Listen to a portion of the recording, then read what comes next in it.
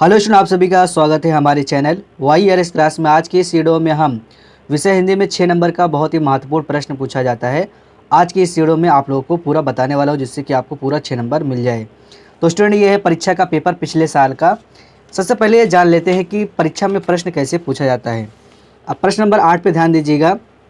प्रश्न नंबर 8 में का, खा, गा 3 प्रश्न हैं। पहले प्रश्न में कहा जा रहा है कि हास्य अथवा करुणरस की परिभाषा उदाहरण सहित लिखिए, 2 नंबर का प्रश्न है। दूसरा है रूपक अथवा उत्प्रेक्षा अलंकार की परिभाषा उदाहरण सहित लिखिए, 2 नंबर का प्रश्न है। अगला है रोला अथवा सोटा छंद की परिभाषा उदाहरण सहित लिखिए, 2 नंबर का है।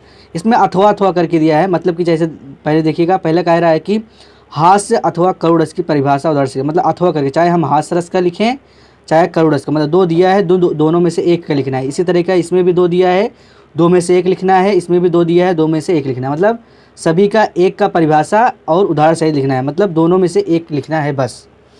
तो आइए आज हम सभी का जो है परिभाषा सहित जो है उदाहरण जान लेते हैं। पहला है हास्य रस।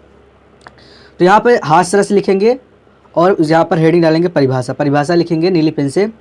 हास्य रस का अस्थायी भाव हास होता है।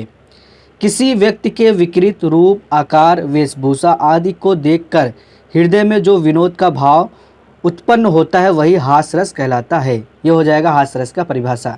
उसके बाद उदाहरण यहाँ पर काली पेन से लिखेंगे, नीली पेन से उदाहरण लिख देंगे। यहाँ पर शीश पर गंगा हंसे, भुजनी भुजंगा हंसे, हास ही को दंगा भयो नंगा के विवाह में। इस तरह से ये हमारा हास्य रस पूरा कंप्लीट हो जाएगा। अगला है करुणरस।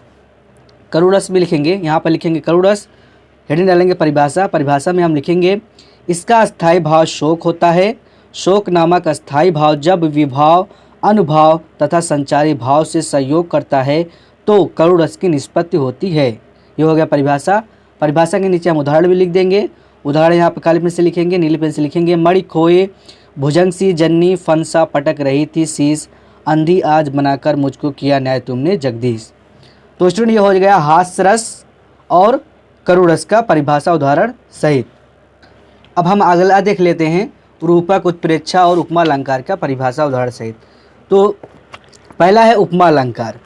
तो उपमा अलंकार यहाँ पर हेडिंग डालेंगे उपमा अलंकार। उपमा अलंकार की परिभाषा लिखेंगे, यहाँ पर परिभाषा काली पेन से लिखेंगे, उसके बाद नीली पेन से लिखेंगे। जब किसी वस्तु या व्यक्ति की किसी अन्य वस्तु या व्यक्ति से समान गुणधर्म के आधार पर तुलना की जाए या समानता बताई जाए वहाँ उपमा अलंकार होता है। ये हो गया उपमा अलंकार की परिभाषा।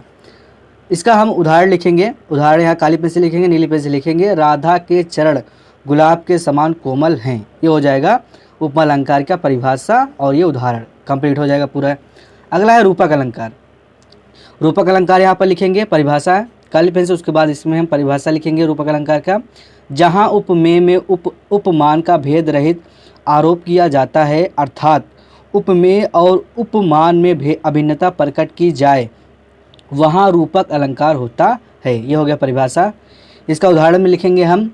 उदाहरण यहाँ लिखेंगे काली पेन से, नीली पेन से लिखेंगे। चरण कमल बंदो हरिराई। ये हो जाएगा रूपक अलंकार का उदाहरण। ठीक।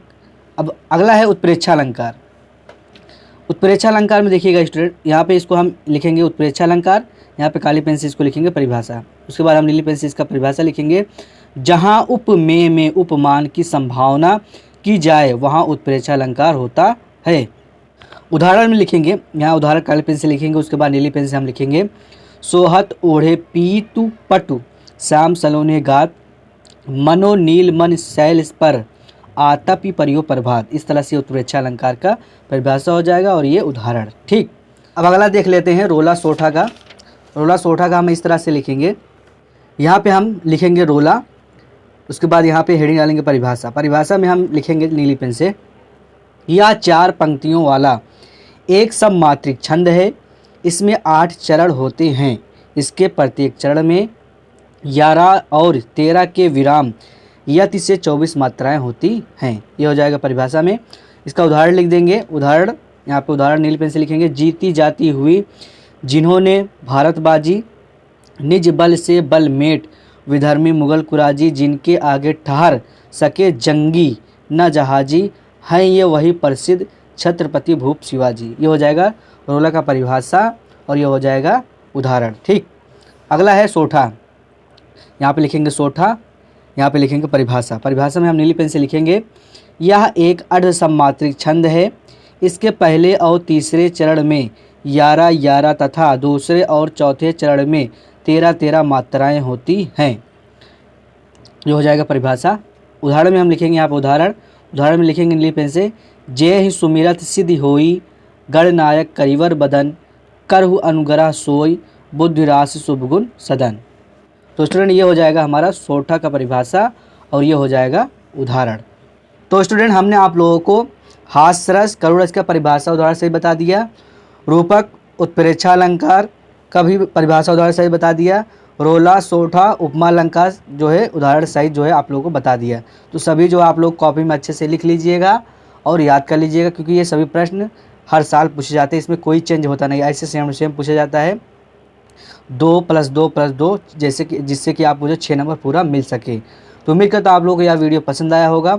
वीडियो पसंद आए वीडियो को लाइक कर दें, सब्सक्राइब कर दें। मिलते हैं अगली वीडियो में, तब तक के लिए थैंक यू।